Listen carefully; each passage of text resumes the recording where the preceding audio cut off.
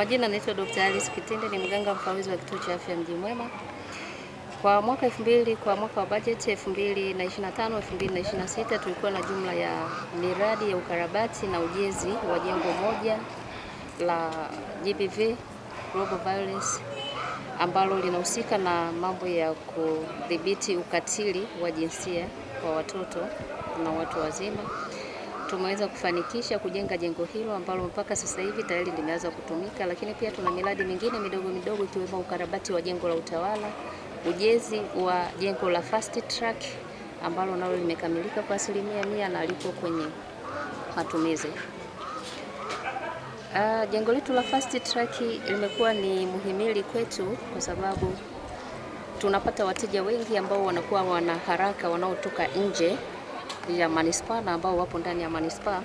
Kwa hiyo huduma zetu tunazofanya ni kwamba mgonjwa kila kitu kipo mle ndani.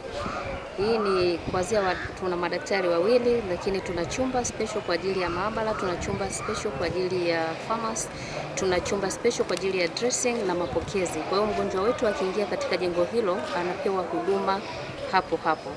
Tofauti yake na huduma nyingine ni kwamba jengo la fast track tuliona ni muhimu kuliweka kwa ajili ya wale watu ambao wanakuwa na haraka zaidi, lakini hii haimaanishi kwamba kwa wagonjwa wengine hatuwapi huduma.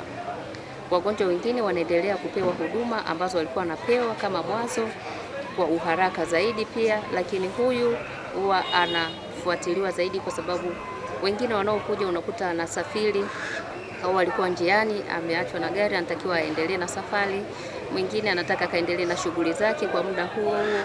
Kwa hii imeturahisishia hata upunguzaji wa rushwa, kwa sababu siku za nyuma ilikuwa inatokea mtu akiwa na haraka atachukua hela atampa daktari, anamuingiza, anamtibu haraka haraka na kuacha wale wengine wakiwa tayari bado wapo kwenye foleni. Naitwa Sylvester Arod Mwagama, diwani wa kata Mji Mwema. Siku ya leo kamati ya siasa kata Mji Mwema imetembelea miradi. Kama desturi na taratibu, chama kinapaswa kutembelea miradi kwa ajili ya usomaji wa ilani na utekelezaji wa ilani ndani ya kata Mji Mwema. Tumetembelea takribani miradi 10. Tumetembelea miradi ya madarasa katika shule ya msingi Mji Mwema, lakini pia tumetembelea miradi ya vyoo vya shule za msingi pamoja na sekondari.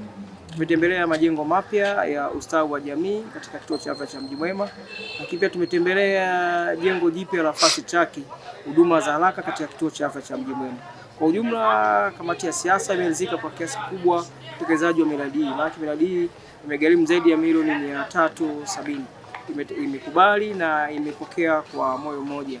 Lakini rai ya kamati ya siasa kuhakikisha kuwa wananchi wanaenda kutunza hii miradi, lakini pia wanafunzi wanakwenda kuitunza hii miradi ambayo ni miradi mikubwa ambayo imeleta tija kwa kata ya Mji Mwema na wananchi wa kata ya Mji Mwema. Lakini pia katika jengo la ustawi wa jamii pamoja na jinsia na watoto katika kutatua kero mbalimbali na matatizo mbalimbali ya ukatili wa kijinsia, tumeona pia hiyo jengo lina watu wa usalama na vitengo vingine vipo katika maeneo yale.